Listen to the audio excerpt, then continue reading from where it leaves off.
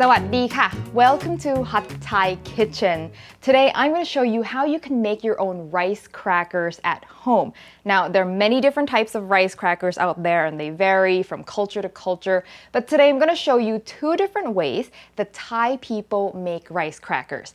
Now in Thai these are called khao tang, and typically we serve them with dips or sometimes you put a spread on it and serve them like snacks. Super versatile and really easy to do. Let's get started. So for this first type of rice crackers, I'm starting with jasmine rice that I have cooked with too much water. Okay, so I put about 50% more water than I normally would, and so it's kind of mushy and sticky like this, so they cling to each other more. I am going to put this rice on a silpat or a silicone baking sheet that's non-stick. If you don't have this, parchment paper will work just fine. I'm gonna cover this with saran wrap.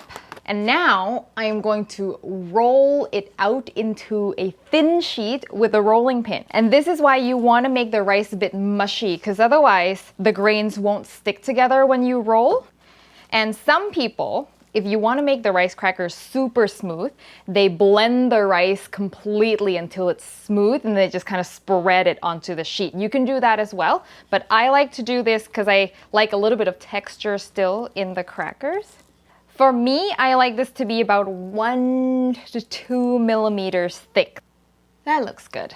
So at this point, what I'm gonna do is sort of redistribute odd edges. So I'm using a bench scraper here and I'm gonna trim off any sort of like bulges and add that to parts that's missing. There you go, that looks more or less rectangular. And it's kind of fun. It's like a puzzle game of some sort. Roll it back together. Now, yes, you can do this with brown rice. If you're gonna do brown rice though, I would suggest doing 50-50 with white rice because brown rice itself is not as sticky, and so you might have a hard time with getting the sheet to hold together. Depending on how much you care about nice edges, you can trim this off. And now I'm gonna just cut this into squares. Now at this point, you can use like a cookie cutter to punch out rounds if you want to make it round or duck shape or whatever shape you want, but I'm just gonna go and make cuts like that, and it'll be easier if you wet this and it won't stick as much. See, it's a lot less sticky if you wet the scraper.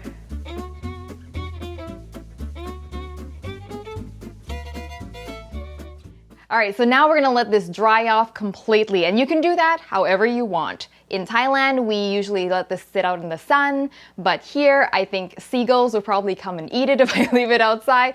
So I just set it out in front of a fan and that works really well. Or if you are in a hurry, you can bake it in the oven on like a 200-degree, very low. You don't want to brown this. However, after about a couple of hours of drying, I'm going to flip all this onto a rack so that they'll dry even faster. And I'll show you how to do that when we get there. All right, so these have now been drying for about a couple of hours and they have firmed up enough. So I'm gonna flip them onto a rack. And so what I do is I just put a rack right here. Ideally, it would be one rack, but I only have 2 small ones. Put another tray on top and flip it over. Hup. And hopefully it all falls in the right place. Hey! And then I'm just gonna peel this off. So as you can see, my rack is quite wide and that's not ideal. If you've got a finer rack, you can actually flip them right away because the problem is, as you can see, some of them are drooping over the grill. So I could have let this wait a little longer, but I'm in a bit of a rush.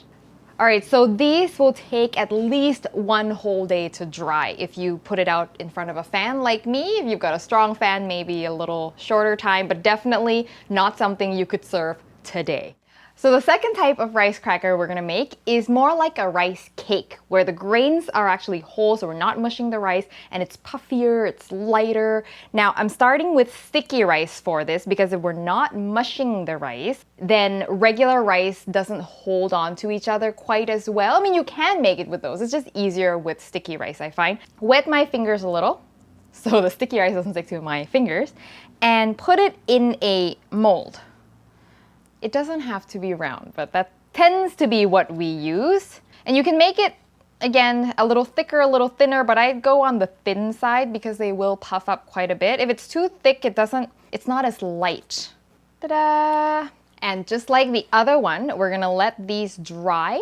So once your rice crackers are dry, this is what it looks like. So this is the one we made just now, exactly the same, but I made this yesterday and I let it dry overnight. All right, so it's quite thin.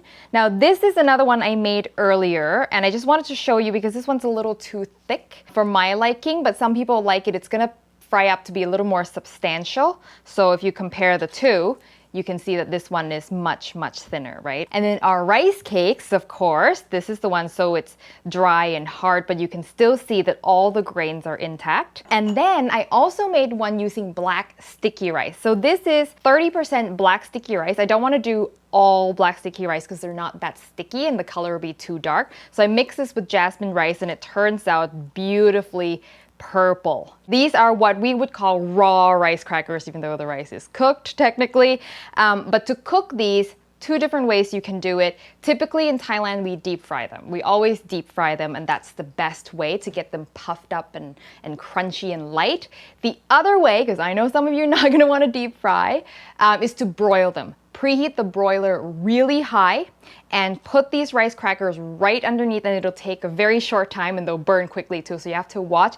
However, that only works if your rice crackers are quite thin. With these thicker ones, it will not work. Okay, the idea is to get the heat in there as quickly as possible so that they just go poof. Okay, if you bake these in the oven, it will not work. It'll be really dense, really hard, and eventually they'll just burn. Okay, I've tried it just so I can say it does not work. All right, so I'm gonna fry these. So I've got here some oil. You don't need a lot, but your oil needs to be hot. So I need this to be at about 400 Fahrenheit. And they actually don't end up being greasy at all if the oil is hot enough. As you can see, they'll just sort of like bloom open, and it's pretty much done as soon as they are open.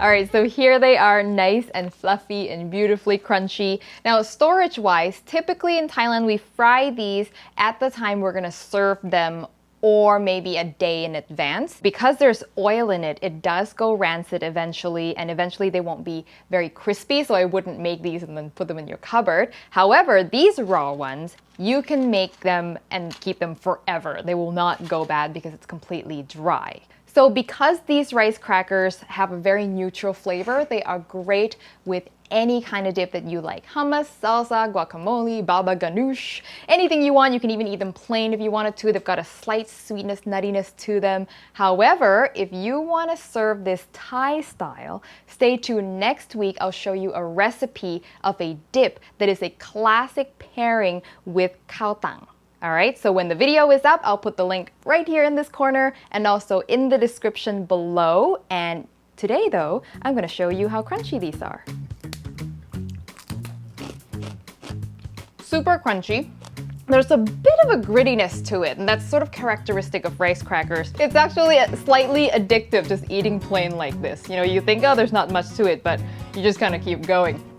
So I hope you give it a try, and definitely stay tuned for next week's dip recipe. And the recipe for this will be on hatthaikitchen.com. When you make them, send me a photo on Facebook, Twitter, or Instagram. And I will see you next time for your next delicious Thai meal.